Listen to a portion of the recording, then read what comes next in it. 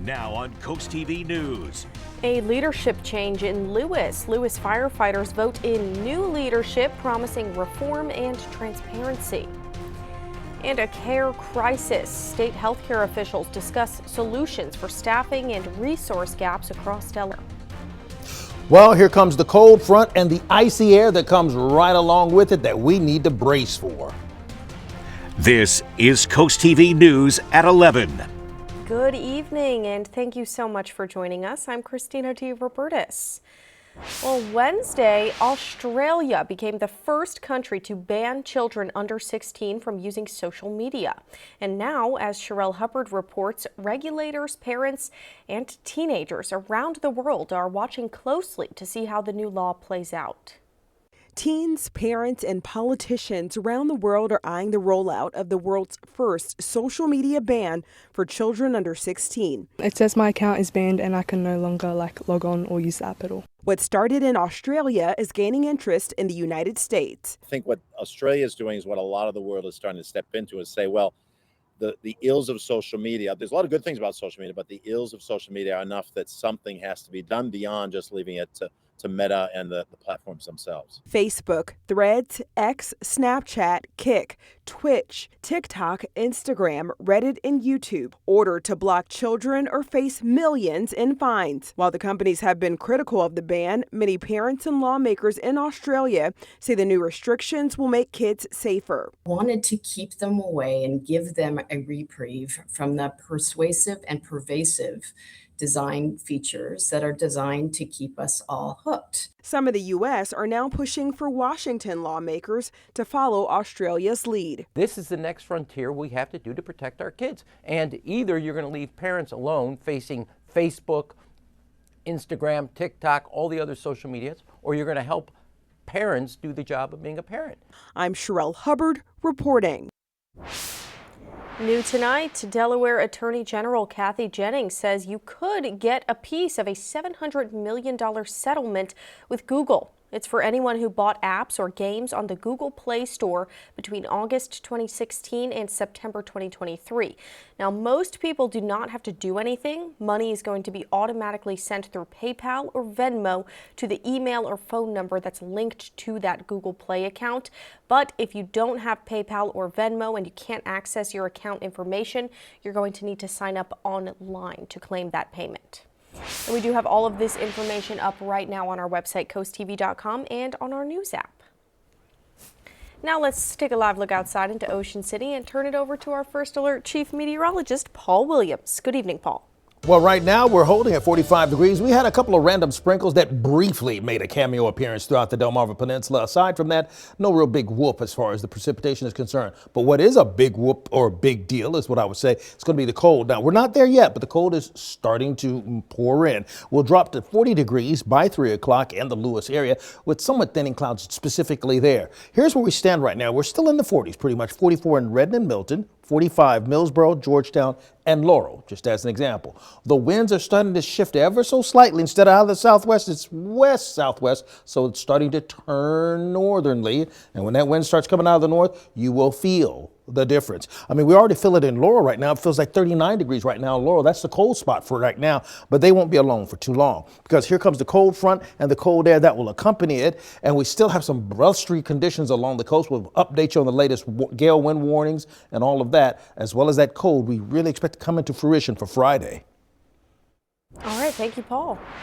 Well, after months of turmoil at the Lewis Fire Department, members have voted in new leadership. Gregory Bennett, who served as fire chief in 2024, will serve as fire president starting January 1st. In a membership vote, he beat current president Wally Evans by double the votes. And as Emma Aiken reports, multiple members of the fire department tell CoastTV they believe Wally Evans' loss was due to how he handled controversy within the department surrounding former fire chief Bill Buckaloo. The actual announcement surrounding new leadership came Monday night when current fire president Wally Evans told this to the Lewis City Council. I'm still going to I'll still be a volunteer. It's just I'm not going to be the president. President-elect Gregory Bennett told Coast TV he made the decision to run after examining the state of the fire department. Members voted 42-21 to replace Evans with Bennett as president. Members tell Coast TV their vote reflected how Evans dealt with the issues surrounding former fire chief Bill Buckalew. Much of the controversy surrounding Buckalew had to do with the department's bylaws, and members who were upset claiming Buckalew didn't get a progressive punishment after saying the N-word in public in July. Bennett says he plans to re-examine those bylaws. Aidan Gause was elected vice president. Members tell Coast TV the new leaders are strong and members believe they will bring transparency. Emma Aiken reporting there. Now, as far as Fire Chief, Robert Stevens ran unopposed and he was re-elected as Fire Chief. Again, all new leadership roles will begin on January 1st. And this all comes after months of controversy about how the Lewis Fire Department handled embattled former Fire Chief Bill Buckalew. Buckalew was suspended in July for using the N-word in a public setting, as Emma Aiken just reported. Buckalew was serving his 5th term as Fire Chief at the time of that suspension. But back in 2018, Buckalew was arrested by Lewis police for disorderly conduct. And in 2020, while serving as assistant chief, Buckalew was suspended for a Facebook post that included a slur aimed at a drag performer in Rehoboth Beach. That post was later deleted, and Buckalew did issue a public apology. And for full disclosure here, the current fire chief, Robert Stevens, who was re-elected for 2026, is the husband of Coast TV's assistant news director and anchor, Madeline Overturf. This does bring us to our Coast TV poll tonight. We're asking what you think new leadership at the Lewis Fire Department should prioritize. Let's look at the results. 68% say rebuilding trust. That's the most popular answer. Clearly, 9% say volunteer recruitment, 19% say transparency policies, 4% internal unity. And you can still vote. Go to coasttv.com or use our mobile app. Let us know what you think. Now to South Bethany, where the South Bethany Bicycle and Pedestrian Committee was meeting this week to review speeding data and how to make their pathways safer by perhaps asking DelDOT to repaint the pedestrian markings there to make it more clear for cyclists. Community members like Deb Piper appreciate the town's efforts, but say they feel like the highway is just not safe. But predominantly, not only myself, but many of my friends, we walk on the neighborhood roads and the side streets, completely avoiding Coastal Highway. There is some good news here, though. South Bethany's mayor says there has not been a single accident on South Bethany streets this year. Delaware healthcare organizations came together today to discuss and find solutions to the state's biggest healthcare challenges. Today's discussions focused on several key topics, including workforce shortages and limited resources in rural areas.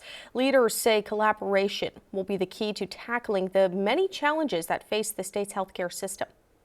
One thing that we are talking about this year a lot is changes in federal policy that are honestly moving the wrong direction for Delaware families, making it harder for them to access healthcare services that they need.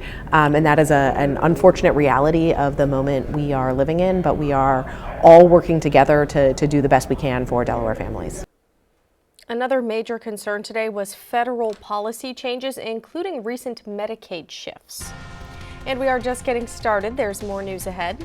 Coming up, walking your dog, it could become more than a routine. Why PETA wants Delaware to consider a new rule. And coming up, Paul Williams is in our Coast TV First Alert Weather Center. He has your full forecast after this. Okay, so let's go ahead and get ready. Grab your coats, grab your hats, grab your gloves probably if you're going to be outside for an extended period of time, because we're going to have that kind of cold in place over the next couple of days, especially going into the weekend. I'll show you why the gloves and the hat and all that stuff is a necessary protocol. Ocean City, 48 degrees. The winds now starting to come out of the northwest in Ocean City at about 16 miles per hour. That's a game changer. Remember, direction is very important on that comfort level for us. 40 is where we're going to get by 3 o'clock, but then it's going to feel a lot cooler than that. We're in the mid to upper 40s right now. Generally speaking, we're at 46 degrees. Rehoboth Beach, Indian River Inlet, we're at 45 in Georgetown, 46 Gumboro, as well as 46 degrees right now in Delmar and Salisbury. Here's the winds. Now the winds, instead of coming directly out of the southwest, they're trying to just steer a little bit out of the west southwest, okay? So we're starting to see that turn of the winds happening. So it feels like, well, 40 degrees, Indian River Inlet and Laurel, and it's going to start feeling a lot more lower or colder than that because we are expecting below normal temps over the next 6 to 10 days for the entire region as a whole, and we're smack dab in the middle of that, the bullseye of the cold. We are maintaining the gale wind warning for Sussex coast. So, Rehoboth, Indian River, Ocean View, Fenwick Island, still watching out for 45-mile-per-hour winds until 6 o'clock Thursday. Now, the winds have backed off a little bit for us in Ocean City, West Ocean City, all the way down towards Chincoteague, but we're still talking about 25-mile-per-hour winds there and on the other side of the Chesapeake Bay area. So it's still breezy regardless, just more active for us along the northwest eastern portion of the state. We recorded 39-mile-per-hour wind gusts, for example, in Georgetown today, and here's what we're expecting going into Thursday. Early in the morning, the turn is complete. We'll have the winds coming out of the northwest, 30-mile-per-hour winds for the most part with the latest model run. And that's going to be enough to be bothersome, and that flow will continue throughout all of Thursday going into Friday, and Friday is when the bottom drops out of this thing. But for highs tomorrow, only a piddly little 38 degrees for the high.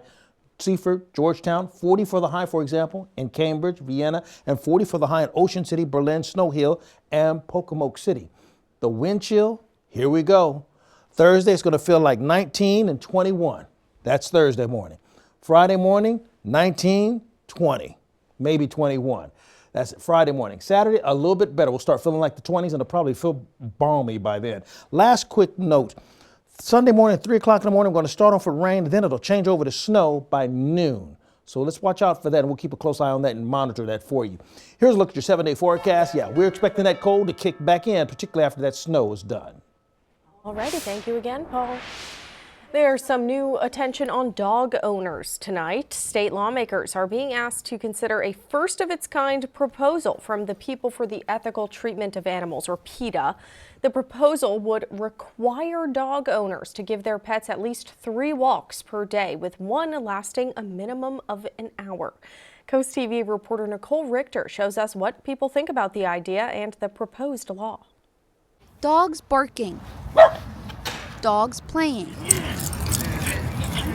And right now, pet owners can walk their dogs however they want. But that could change. I think it's insane. PETA has sent a letter to Delaware lawmakers asking them to consider a new requirement, mandating 3 walks a day, one of them for at least an hour.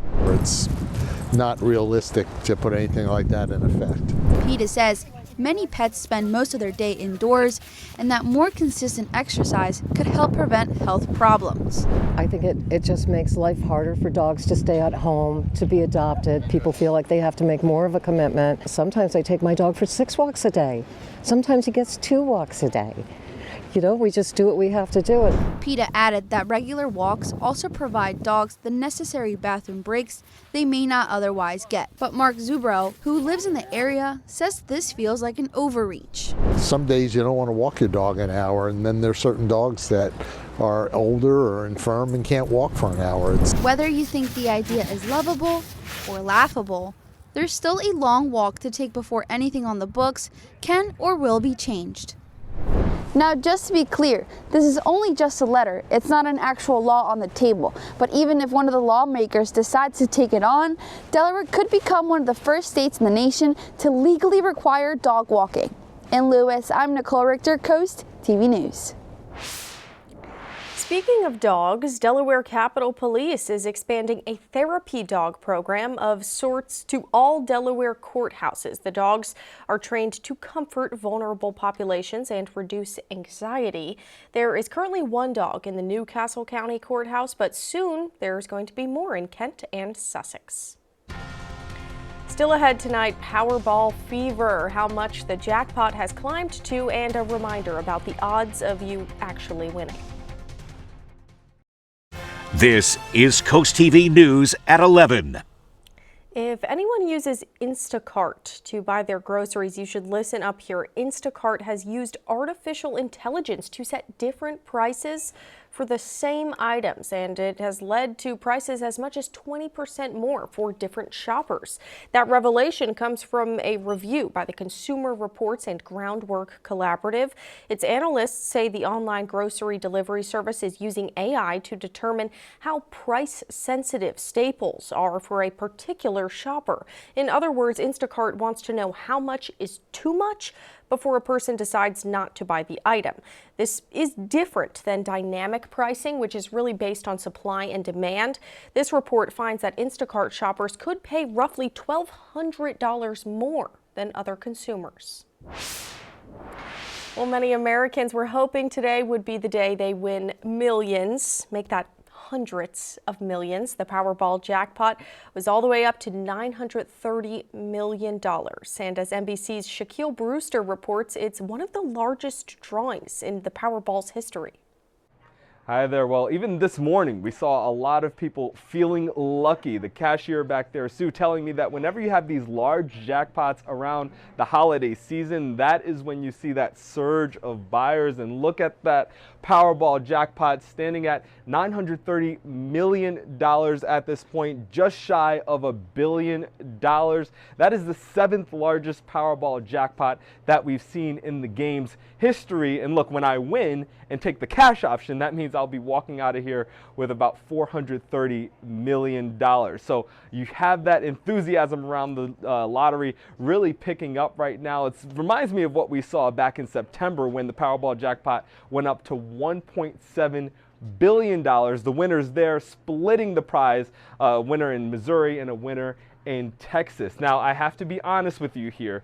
When you're playing the lottery, the chances of you winning are frankly not the best. The Powerball chances are 1 in about 292 million. You have a better chance of getting struck by lightning, or I'll say the worst happening with a shark. But I'll end with a more positive example. You have a better chance of winning a medal in Milan in February than you do winning this Powerball. But you see, the spirit and energy here is that doesn't matter. You never know what could happen. People are still playing and hoping for that holiday miracle. Back to you.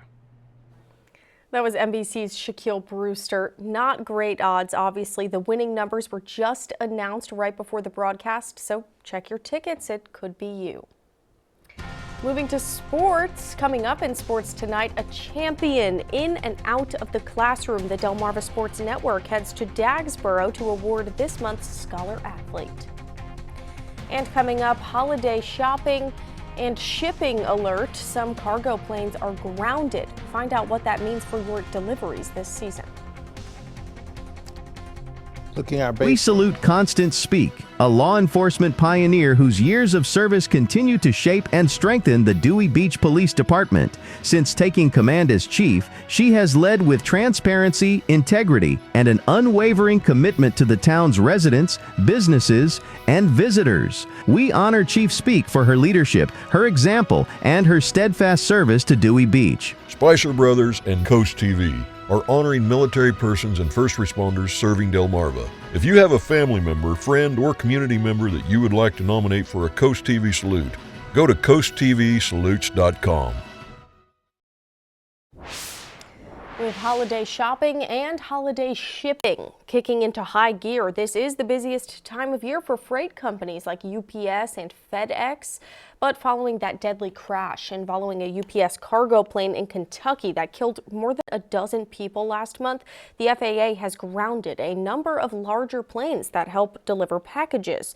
Right now, actually about 9% of UPS flights are grounded and about 4% of FedEx planes are grounded. As reporter Adam Tuss tells us, experts are warning this could mean some delivery delays for the holiday season. Yeah, the MD-11 aircraft, as they're known, they're really the workhorses for companies like FedEx and UPS. They carry so much cargo, and the fact that they're on the ground means that these companies are having to scramble to find charter flights, and that could cause some major shipping issues. Well, the advice this year for holiday shopping: do not procrastinate. Derek Lossing is a supply chain expert with Cirrus Global Advisors. He details what this could mean for your orders. And some of those packages that would be on those airplanes are now going into trucks. But now, instead of an airport worker handling that package, it's got to go to a ground hub. And maybe they didn't have the right staffing at the ground hub to handle those tens of thousands of packages that they thought were going to be at the airport. A UPS sent us this statement saying, following the grounding of our MD-11 fleet, we have taken multiple steps to manage our network, including securing additional aircraft to augment our fleet. We also have consolidated flight routes to maximize air capacity, and we have reconfigured our ground network, adding additional capacity to move more packages. Anecdotally, a News 4 viewer tells us an order that he places all the time for candles hasn't been showing up on time like it normally does, and he wonders about the supply chain concerns. Our expert Derek tells us he doesn't expect major delays with shipping, but at this time of year, even a day or two could make all the difference. For FedEx and UPS, this is their peak time of the year. So when you have 10% of your mainline fleet that effectively gets grounded weeks in advance, there's very little time to replace that capacity. He says track your packages especially carefully this year. As for those grounded MD-11 aircraft, all of them now have to be inspected, and defects or repairs will have to be made before they can take to the skies again. That was Adam Tuss reporting. Now, there's no timetable for how long those MD-11 planes could be grounded, but it is expected to be a while. And if it's determined the planes are too expensive to fix, brand new planes may have to be ordered.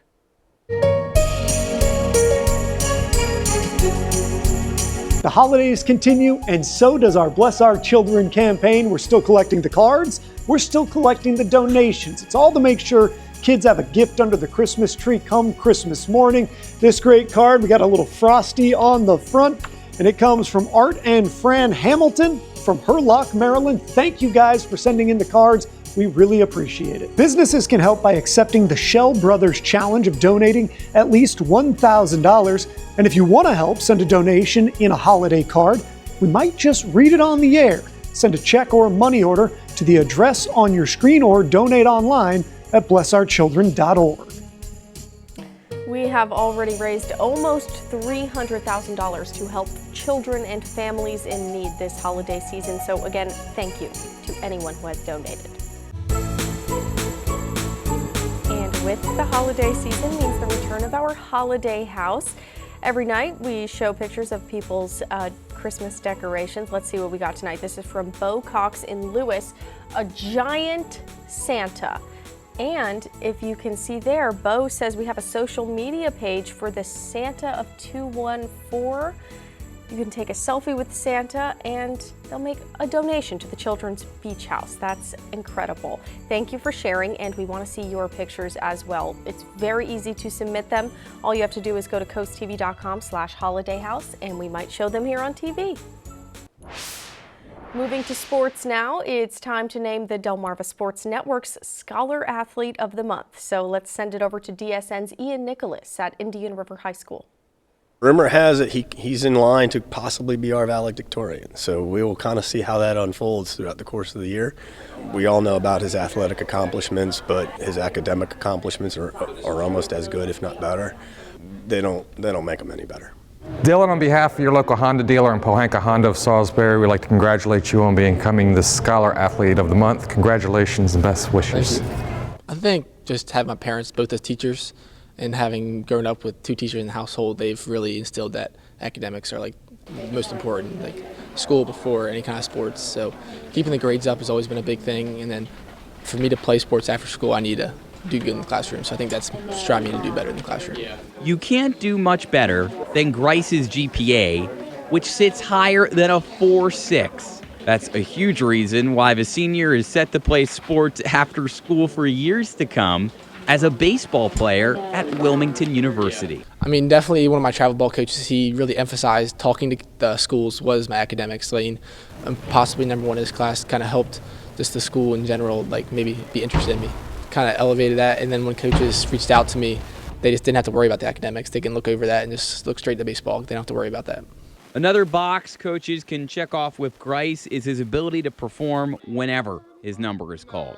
like the second game of his high school football career, when the freshman was thrust into the starting lineup as IR's QB1. If you get there, do your work, and you're not messing around, pushing stuff off, you can keep up with your grades, you can stay focused, and that can lead to the sports fields. I mean, freshman year, I didn't think at all I was going to be playing. I mean, I wanted to play, but I didn't think I was going to be playing the amount I did. I think me going into it, I was a little scared because I was going up with seniors that are 18 years old, and I was this young, tiny little freshman. But as the year went on, I kind of realized that I can keep up with these guys and I can compete. A competitor on and off the field. Dylan Grice is our Scholar Athlete of the Month, sponsored by your local Honda dealer. Now here's a live look outside into Dover. We have one more check on your forecast after this.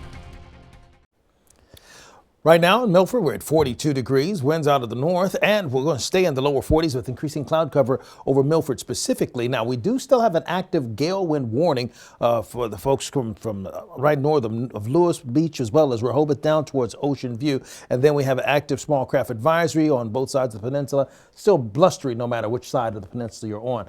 Christina Morgan of Seaford, you're our umbrella winner, courtesy of Paul Davis Restoration Home Remodeling. Keep up with your forecast by calling our weather line, sponsored by Brockstead, Mandalis, and Federico. And here's a look at your exclusive 10-day forecast. Alrighty, thank you again, Paul, and thanks to you at home for joining us for Coast TV News at 11. You can always find more news and local weather on our Coast TV News app. The Tonight Show starring Jimmy Fallon's up next, and we're back tomorrow at 5 a.m. Have a good night.